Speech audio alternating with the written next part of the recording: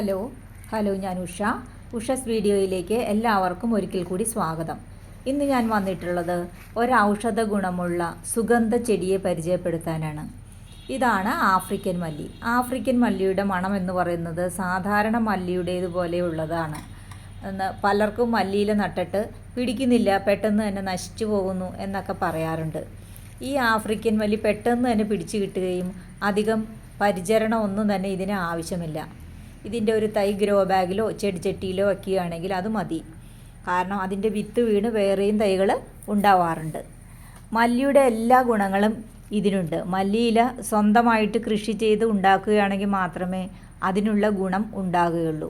പുറത്തുനിന്ന് നമ്മൾ വാങ്ങുന്ന മിക്കവാറും എല്ലാം കെമിക്കലുകളും മറ്റും മുക്കിയതാണ്.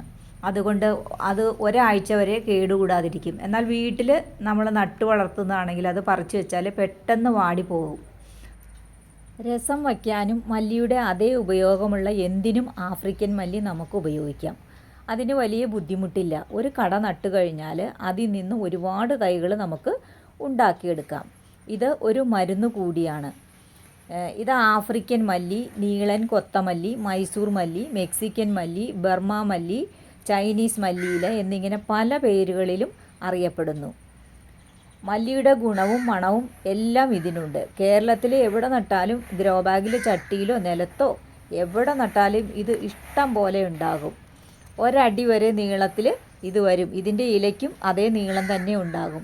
ഇതിൻ്റെ ഇലയുടെ സൈഡെല്ലാം ഒരു അറക്കവാളിൻ്റേത് പോലെയാണ്, അതായത് ഒരു മുള്ളു പോലെയാണ്. പക്ഷേ കൈയൊന്നും മുറിയില്ല. ഇതിന് വളമായിട്ട് നമ്മൾ ചാണകപ്പൊടിയോ വേപ്പിൻ പിണ്ണാക്കോ ആട്ടിൻ കാഷ്ടമോ കൊടുത്താൽ നന്നായിട്ട് വളർന്നു വരും. വേനൽക്കാലത്ത് ഇത് നനയ്ക്കണം.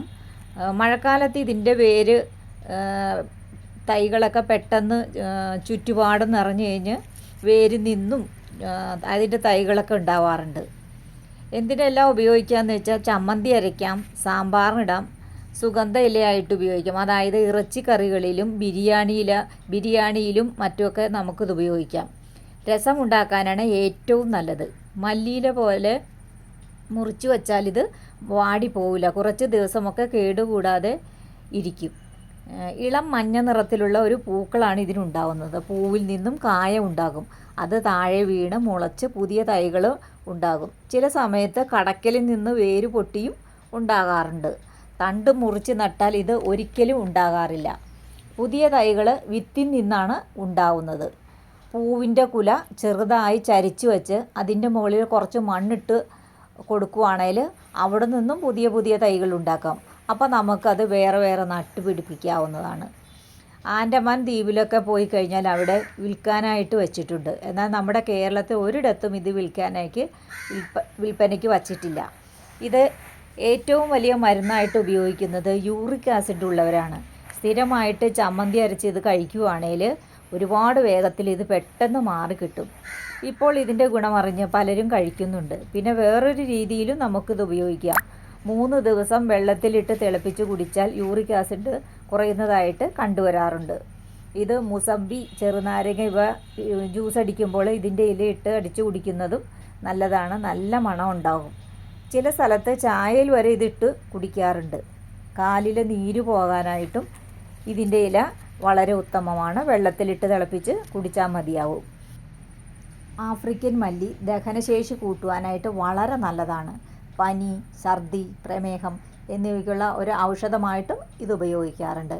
ഇതിൽ ഇരുമ്പ്, കാൽസ്യം, കരോട്ടിൻ എന്നിവ ധാരാളമായിട്ട് അടങ്ങിയിട്ടുണ്ട്. മല്ലിയിലയിട്ട് ദിവസവും നമ്മൾ കുടിക്കുന്ന വെള്ളത്തിൽ ഒരു ഇലയിട്ട് തിളപ്പിച്ച് കുടിക്കുന്നത് വളരെ നല്ലതാണ്. ഇത് പൂക്കളിൽ നിന്നും കായ വീണും ഇത് ചരിച്ച് വെച്ച് മണ്ണിട്ട് വെച്ച് അങ്ങനെ പുതിയ തൈകളും പിന്നെ വേരിൽ നിന്നും പുതിയ തൈകളും നമുക്ക് കിട്ടാറുണ്ട്. ഇത് മണ്ണും കുറച്ച് ചാണകപ്പൊടിയും മാത്രം മതി ഇത് നട്ടു വയ്ക്കാനായിട്ട്. പ്രത്യേകിച്ച് യാതൊരു വളവും ഇതിന് നൽകേണ്ടത് ആവശ്യമില്ല. മഴക്കാലത്ത് ഇതിൻ്റെ കായ വീണ് അവിടെയെല്ലാം നിറയെ തൈകൾ ഉണ്ടാവാറുണ്ട്. ഇതിന് പ്രത്യേകിച്ച് യാതൊരു അസുഖവും വന്ന് കണ്ടിട്ടില്ല. കറിവേപ്പില പോലെ തന്നെ ആഫ്രിക്കൻ മല്ലിയും എല്ലാ വീട്ടിലും വച്ചു പിടിപ്പിക്കണം. നഴ്സറികളിൽ ഇത് വാങ്ങുവാനായിട്ട് നമുക്ക് കിട്ടും. ഈ വീഡിയോ നിങ്ങൾക്ക് ഇഷ്ടമായി എന്ന് കരുതുന്നു. ഇഷ്ടമായാൽ ഒന്ന് സബ്സ്ക്രൈബ് ചെയ്തൊന്ന് സപ്പോർട്ട് ചെയ്യണേ. ലൈക്കും കമൻറ്റും ചെയ്യാനായിട്ട് മറക്കരുത്. ഇനിയും ഇതുപോലെ നല്ലൊരു വീഡിയോ ആയിട്ട് വരാം. അതുവരേക്കും എല്ലാവർക്കും bye bye. Thank you for watching.